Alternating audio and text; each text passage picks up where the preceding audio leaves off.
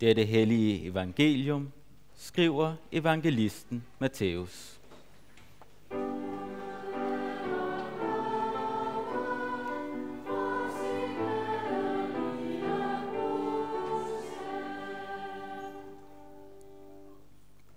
Da farisæerne hørte, at Jesus havde lukket munden på saddukæerne, samledes de, og en af dem, en lovkyndig, spurgte ham for at sætte ham på prøve.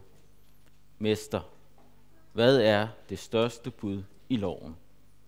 Han sagde til ham, du skal elske Herren din Gud af hele dit hjerte og af hele din sjæl og af hele dit sind.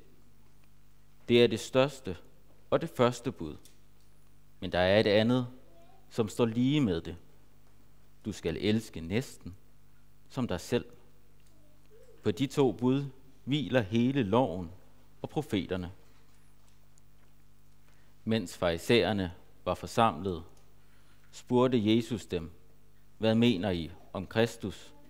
Hvis søn er han? De svarede, Davids.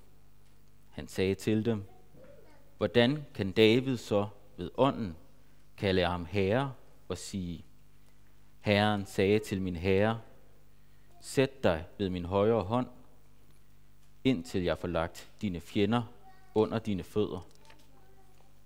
Når David altså kalder ham herre, hvordan kan han så være hans søn? Ingen kunne svare ham et ord, og fra den dag turde heller ingen længere spørge ham om noget. Amen.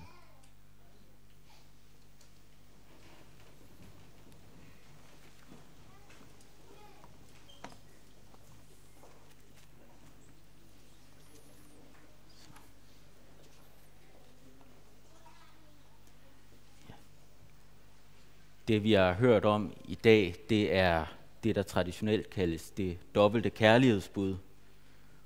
Og det er jo måske et meget passende sted at have sådan en højmesse, hvor der også er dåb. For der bliver jo netop spurgt til, hvad er det allervigtigste? Hvad er det allervigtigste bud? Det vigtigste ved kristendommen at holde fast på? Hvad er det, det hele er bygget på? Og Jesus svar, det er kærligheden. Hans svar, det første, det har jo nok gjort farisæerne rigtig glade for. Han siger, du skal elske Gud af hele dit sind og af hele dit hjerte. Fordi det er også det første af de 10 bud, at vi kun skal have én Gud, og det skal være den jødekristne Gud, som det jo så er blevet. Så det har de været glade for. Og det er jo helt rigtigt, som Jesus siger, vi skal elske Gud. Og vi skal elske Gud, fordi det er en gensidig kærlighed, vi har til Gud. Det er en kærlighed som den, der er mellem børn og forældre. På den måde er det også et godt bud at huske på her, hvor vi har haft nogle dåb. For i dåben, der siger vi jo ja til at have Gud som vores himmelske fader. At vi har et ekstra par øjne oppe i himlen til at kigge med over de 2 små piger her. Og det kan vi jo kun glæde os over. For Gud, han lover os jo, at til gengæld for den kærlighed, vi giver til ham, så vil han også elske os ubetinget og tilgive os alle de fejl, vi kommer til at begå i løbet af vores liv. Og så er der det andet bud om kærlighed. Vi skal elske vores næste, som vi elsker os selv. Og det siger Jesus, det er lige så vigtigt. Og det falder jo nok lidt tilbage på det her med, at Gud er vores himmelske fader. Fordi forældre elsker jo deres børn. Alle deres børn. Så vi må forvente, at Gud han også har kærlighed, ikke kun til os, men til alle de andre børn, han også har været med til at få til verden. At Gud han elsker hele sit skaberværk. Så når vi elsker Gud som vores fader, så gør vi jo hele skaberværket. Vi gør alle de andre mennesker også til vores åndelige søskende. Og der er jo ikke noget fantastisk underligt over at have en forventning om, at vi også elsker vores brødre og søstre. Der er lige en ting ved det her. Det kaldes jo traditionelt det dobbelte kærlighedsbud. Men vi må ikke glemme, at det faktisk er tredobbelt. Vi skal elske Gud, vi skal elske næsten, men vi skal elske næsten som os selv. Gud kræver faktisk af os, at vi også elsker os selv. For hvis du hader dig selv og elsker næsten som dig selv, så hader du jo din næste. Og det er jo slet ikke det, som Jesus han vil have. Og det falder igen tilbage på, at hvis Gud han er vores himmelske fader, så elsker han jo også os. Vi er jo også hans børn. At Gud ikke gør forskel i sin kærlighed til alle sine børn, det betyder, at den kærlighed, vi skal have for os selv, det er ikke en selvforelskelse, hvor vi skal have travlt med at være bedre og vigtigere end alle andre. Men vi skal huske på, at vi også er noget værd. Vi skal passe på os selv.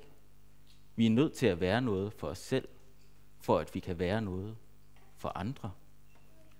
Det er vigtigt nogle gange, at man tager sig i, virkelig sige, der er for mange byrder. Jeg kan faktisk ikke at spære andres. Ja, nogle gange så har man faktisk brug for hjælp fra andre.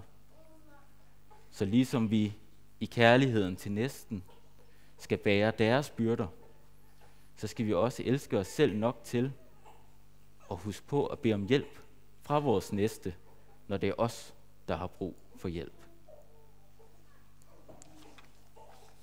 Lov og tak og evig ære være dig, vor Gud, Fader, Søn og Helligånd, du som var, er og bliver en sand treenig Gud, højlovet fra første begyndelse, nu og i al evighed. Amen.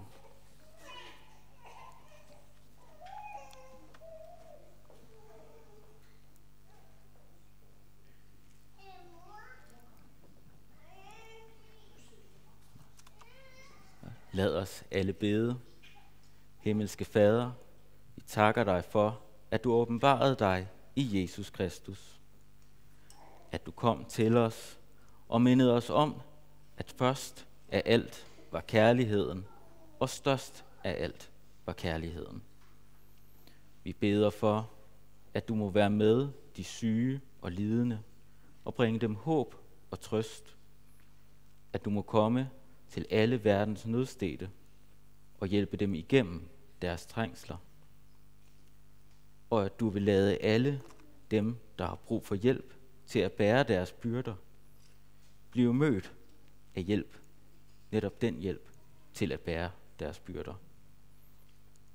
Vi beder for, at du må velsigne din hellige, almindelige kirke, at du må komme til hele verden, også her i Haderslev, og hjælpe os, så vi altid ser andre menneskers værd, og at du må hjælpe os til også at huske at bede om hjælp, når det er os, der har brug for det. Vi beder for, at du må velsigne hele det danske folk, at du må være med Hans Majestæt, Kong Frederik og hele kongehuset, at du må komme til alle verdens magthavere, så de forvalter deres magt med næstekærligheden for øje. Amen.